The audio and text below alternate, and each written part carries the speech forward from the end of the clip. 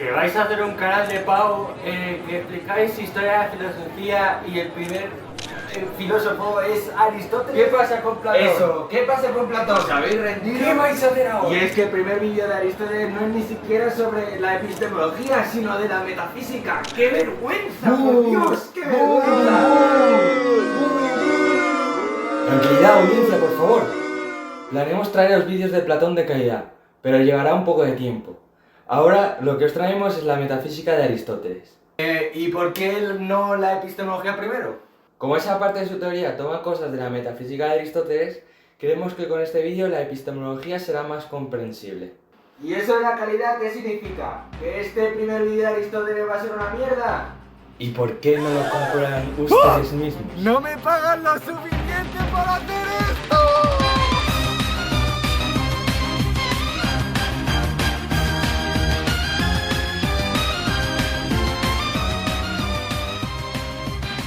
Como ya algunos sabréis por el vídeo de presentación del canal, me he leído la metafísica, y con mis apuntes de clase y con lo que he leído del libro, voy a intentar explicaros todo lo que necesitáis saber. Dividiré este vídeo en dos: ontología y teología, las disciplinas en las que Aristóteles se centra en el libro. ¡Vamos allá! Ontología es un término inventado por el propio Aristóteles, la razón de los entes, que también llamaré entidad o entidades. Con entidad, Aristóteles se refiere a lo que es, a una cosa que existe y se diferencia de las demás, y con ontología se refiere al estudio del ente en tanto que ente. ¿Qué es eso del ente en tanto que ente? Según Aristóteles, el ser se dice de muchas maneras, en concreto 10, las categorías. De entre ellas la más importante es la sustancia, lo que hace que esa entidad sea única y se diferencia de las demás. Pongamos que esta persona soy yo. Entonces, yo tengo una sustancia que me diferencia entre las demás, como por ejemplo de esta manzana o de este aldeano. Yo tengo dentro de mí algo que me diferencia de todo el mundo, que me hace único e inigualable. Esto es la sustancia, lo que me hace ser. Manzana en tanto que manzana se refiere a lo que es la esencia de la manzana, lo que hace que esa manzana sea manzana. Y ente en tanto que ente, siendo ente lo que es, se refiere al ser de lo que son todas las cosas. Aristóteles también es el principal impulsor del hilimorfismo. Esta teoría afirma que la materia y la forma componen la sustancia, son propias de la entidad y no se pueden separar la una de la otra. De hecho, se dice que la sustancia es aquello que existe por sí mismo y no necesita de otra cosa para ser. ¿Mi sustancia de Ryan Gosling tiene su ser en otro sitio? No. ¿Es esta manzana Ryan Gosling? No. ¿Es este árbol Ryan Gosling? No. ¿Son todas estas cosas Ryan Gosling? No. Como diría Giovanni Vázquez, yo soy yo. Ryan Gosling solo soy yo, y la existencia de Ryan Gosling se encuentra solo en mí mismo. Ryan Gosling es una sustancia, al igual que la manzana es otra, con su propio ser, y este árbol es otro, también con su ser propio. Sin embargo, Aristóteles es más estricto, y define a la sustancia como aquello que tiene en sí mismo un principio de cambio o estancia. Y bueno, ¿qué es el cambio para Aristóteles? La concepción griega de ser consistía en dos caras de una moneda, ser y no ser, y ya está. Aristóteles introduce dos nuevos conceptos a lo que es el ser en general, el ser en acto y el ser en potencia. Mirad este brote de roble. Cuando yo lo plante, ¿qué va a ocurrir? Que dentro de unos pocos días crecerá hasta convertirse en árbol. O sea, que lo que antes era brote, ahora es árbol. Aristóteles argumenta que esto ocurre gracias a que dentro del brote se halla la posibilidad de convertirse en árbol, y lo llama potencia. Si tengo la capacidad de morirme, yo soy en potencia muerto, a lo que un brote es en potencia árbol, los ladrillos son en potencia una casa, etc. La potencia son las posibilidades que caben dentro de una entidad, lo que puede llegar a ser en el futuro. En cambio, ser en acto es lo que yo soy en el presente. Soy Ryan Gosling en acto, al igual que esto es brote en acto y estos son ladrillos en acto, en presente. Así, Aristóteles establece dos tipos de no seres, o como los queráis llamar. Son el no ser relativo, cuando en acto no se es, pero en potencia sí, y el no ser absoluto, cuando ni en acto ni en potencia se es. Un ejemplo puede ser el de brote.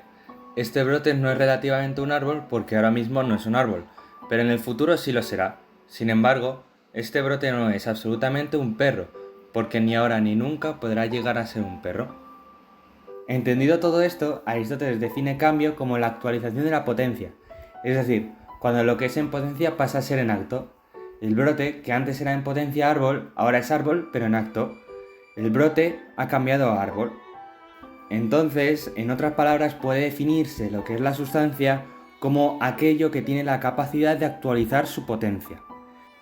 Ya que hemos definido por fin qué es el cambio, merece la pena preguntarse cuáles son las causas del cambio. Aristóteles distingue 4: material, formal, eficiente y final. Esta estatua de aquí, por ejemplo, tiene 4 causas. Su causa material es que está hecha de diorita. Su causa formal es la forma de persona que tiene, porque no sería la misma estatua si tuviera forma de cerdo. Su causa eficiente o agente es que yo, en creativo, la he hecho. He sido el artífice o creador de la estatua.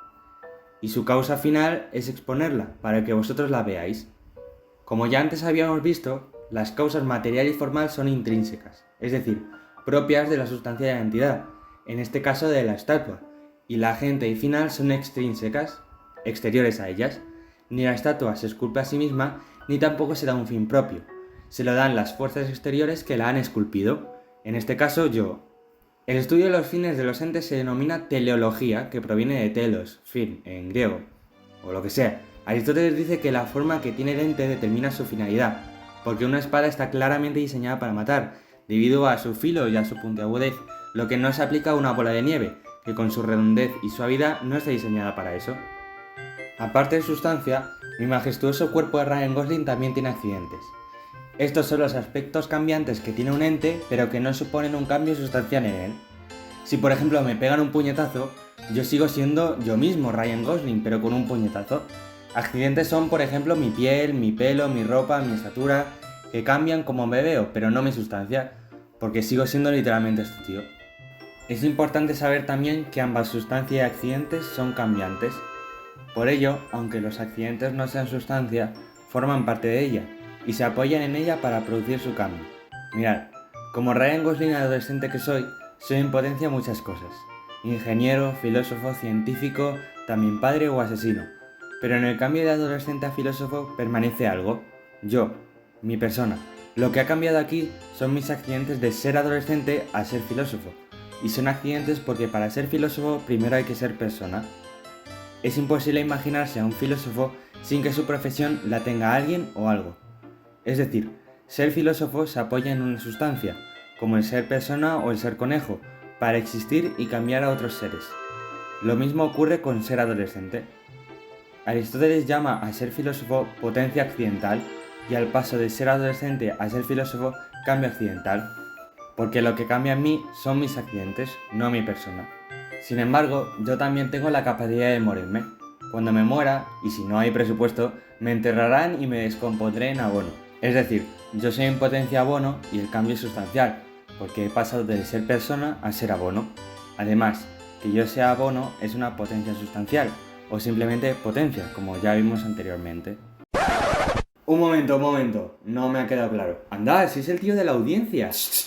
A ver, vamos a ver. Acabas de decir que aquello que depende de otro ente es un accidente. ¿Por qué la materia y la forma entonces no son accidentes? Me explico. Mira la estatua de antes. Es una estatua de diorita. Si yo hago la misma estatua, pero de oro, es una estatua de oro. Pero son la misma cosa, una estatua, ¿no? Esto de diorita y de oro es una cualidad de la estatua.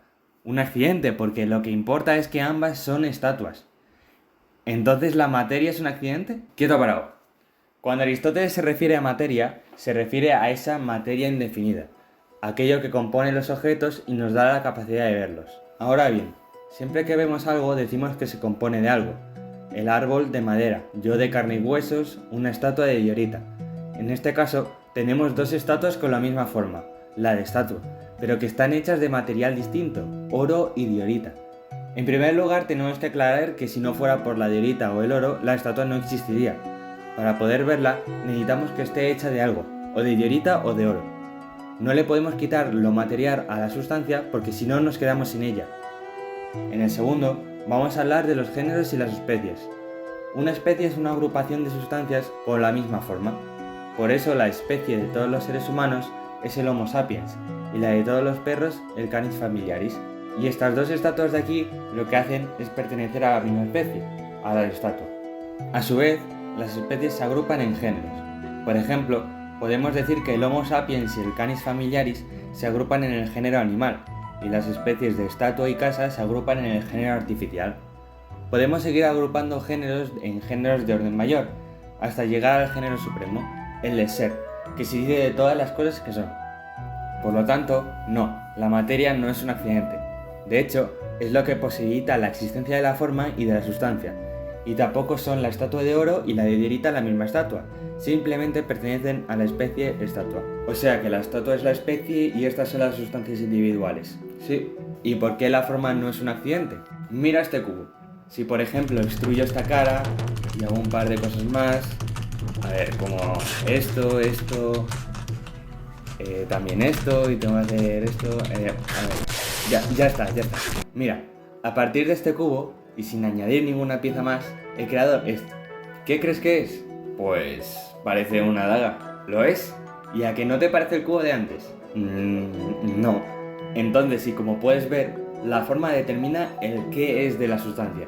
La definición de sustancia del principio, aquello que existe por sí mismo y no necesita de otra cosa para ser, se puede resumir en ente, existente, independiente y definidamente. La existencia independiente la posibilita la materia, y la definición, la esencia, lo que hace que la daga sea daga y no cubo, lo da la forma. Por eso en las causas del cambio, Aristóteles lo califica como el qué es. ¿Lo has pillado? Sí, ya puedes seguir. Pongamos otro ejemplo, esta vez el de un cuadro. ¿Cuál es la causa de este cuadro? La pintura con la que está dibujada. ¿Y cuál es la causa de esta pintura? Pues el tinte que proviene de los pétalos de las flores. ¿Y cuál es la causa de las flores? La lluvia que las hace florecer. ¿Y cuál es la causa? Como ves, la cadena causal es muy masiva, tanto que parece que es infinita. Esto, para Aristóteles, es la peor de las torturas posibles, y afirma que la cadena causal no puede ser infinita, que tiene que tener un final, en la causa incausada, aquello que crea cambio pero no es cambiado ni movido por otro. El primer motor inmóvil, lo que es el dios de Aristóteles. El primer motor inmóvil, como es el fin de la cadena causal, debe no poder ser causado por otro motor anterior a él. Por ello, el primer motor debe estar eternamente en acto. Si tuviera alguna potencialidad, entonces podría cambiar, implicando que hay un motor anterior a él, pero esto no puede ser, porque el primer motor es la causa incausada. Por ello, su incapacidad de actualizar su potencia hace que no pueda ser sustancia, y solo sea forma. Es decir, el primer motor no tiene materia, no está hecho de nada, pero sí tiene esencia, su forma de primer motor inmóvil. Como es inmaterial, se halla fuera de la fisis, y a diferencia del dios cristiano, afecta, pero no es afectado. En su modelo del universo, Aristóteles sitúa al primer motor inmóvil como cimientos de la cúpula celeste, en donde se encuentran los astros. Estos giran alrededor de la Tierra, que se encuentra en el centro. A su alrededor orbitan en círculos los otros planetas y la Luna. De hecho, esta última es la línea divisoria de dos mundos: el sublunar, en el que se halla el cambio y la corrupción proveniente de los cuatro elementos, fuego, tierra, agua y aire, y el supralunar, donde se halla el quinto elemento, el éter, que es eterno, de lo cual se componen los planetas. ¿Todo correcto? Pues con esto ya está toda la metafísica aristotélica. Aristóteles es un fucking bestia que no decepcionará en el próximo vídeo, el de la lógica y la epistemología. ¡Hasta la próxima!